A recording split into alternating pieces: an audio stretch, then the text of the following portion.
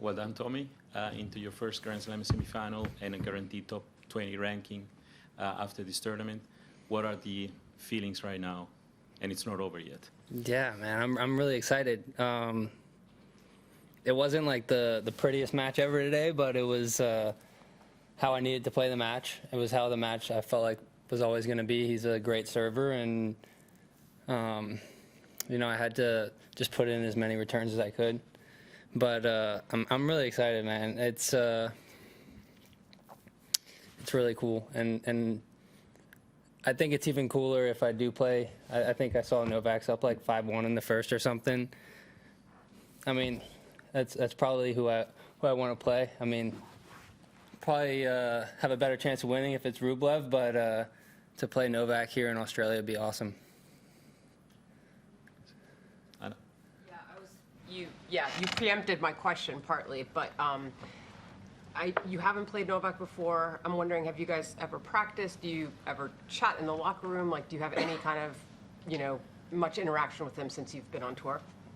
I saw him in the locker room after I finished my match. He said, "Congrats." Not too much. I think we have practiced before. I mean, I'm sure we practiced before. But yeah, we never played a match against each other. Obviously, he's pretty comfortable here in Australia, so it's going to be a challenging match. But I'm playing some of my best tennis, so it's a good time. Howard? Hey, Tommy, you mentioned on court about your mom being there. I was wondering if you could just tell us a little more. When did her trip begin?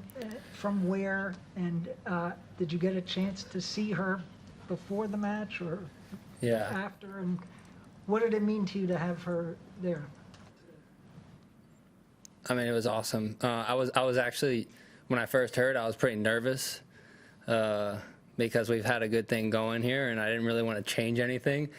But I mean, after a little bit of thinking, I was like, yeah, I'm in the quarterfinals of a slam, and she's like done a lot for me I mean, from when I was really young until now. She's like sacrificed a ton to get me here, so she deserves to be here and deserves to see me win big matches. So I was really excited to see her and have her here. I saw her before the match. She like came to the hotel right before I left for the courts to come warm up. And then obviously I saw her right before the match before I went out, and then saw her in the box. So it was really exciting, and it's really nice to have her here. Tommy, congratulations. Mark McGowan from The Age. Can I get you to talk a little bit about that transition from being a top junior to the senior tour, and not only just making it, but getting up to where you are now in that top 20 and making a semi-final? I know I've read in the past you talked about you regretted some of the decisions you made early on, but just that journey to get to this point. Yeah, I mean, every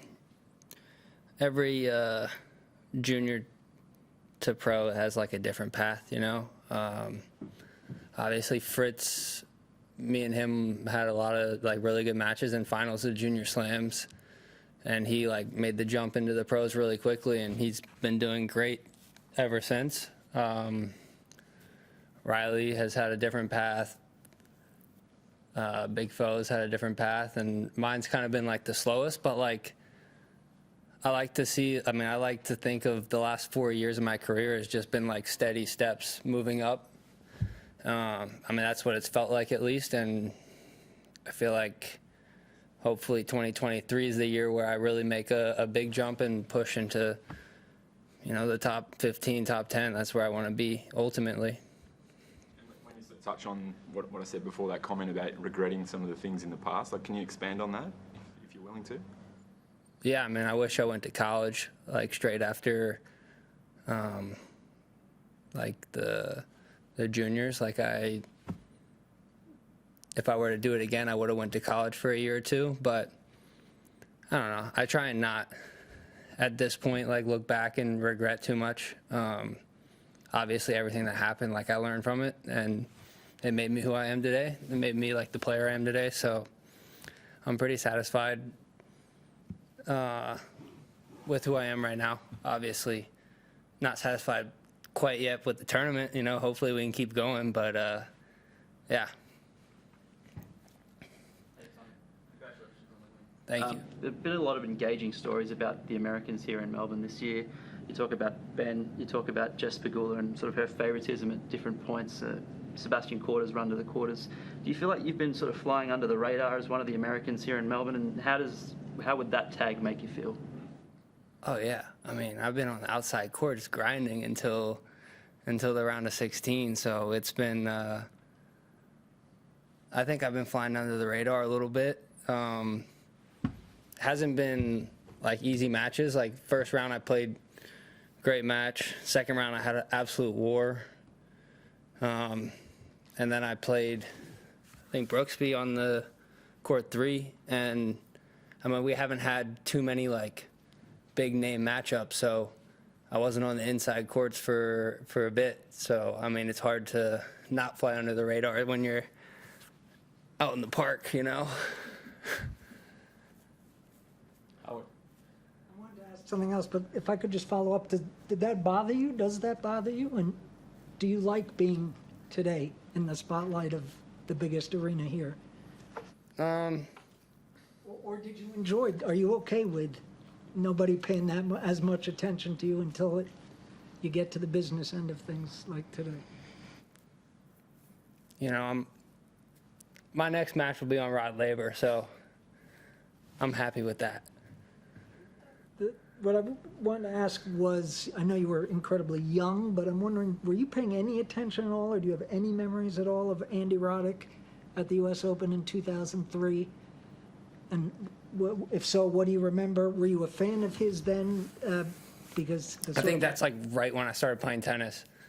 But yeah, I mean, I remember like, I think at the place where I grew up playing tennis, we had like the posters of him when he won, like in his Reebok fit.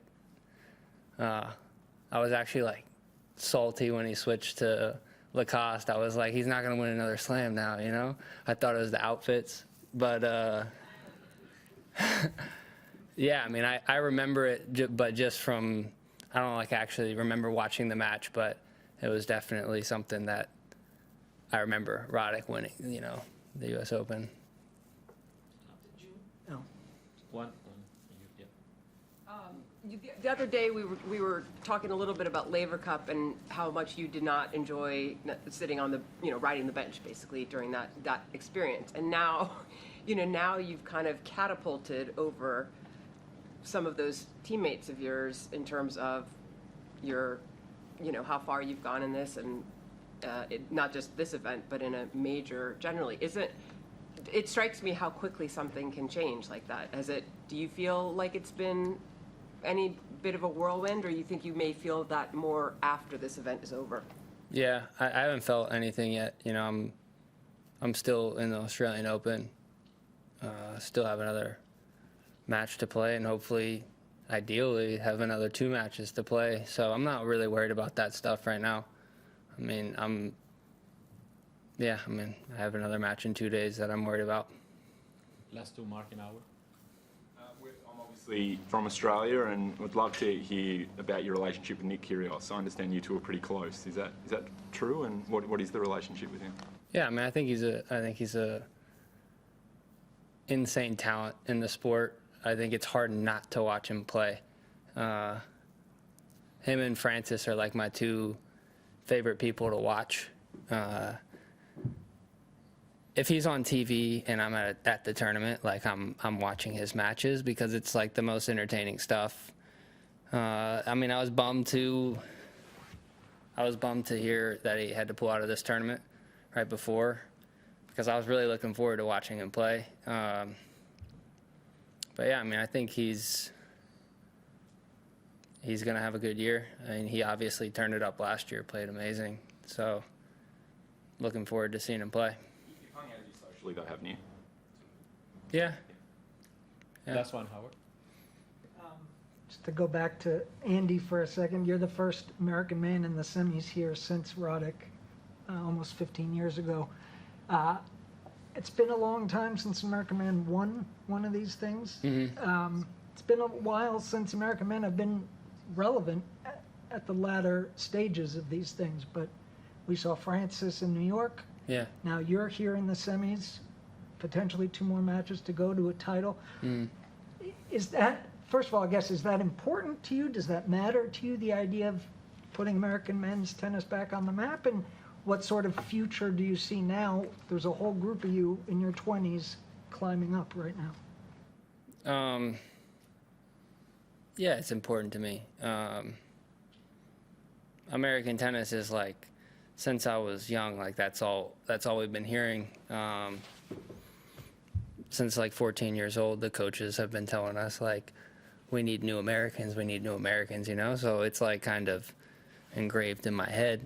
And I mean, we all want to perform. And obviously Francis was pretty damn close at at US Open to getting past the semis, and who knows what would happen in the finals. So yeah, I mean, I think we all want it pretty bad for ourselves, but we want it for US tennis too.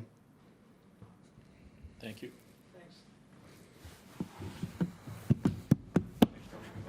Thank you.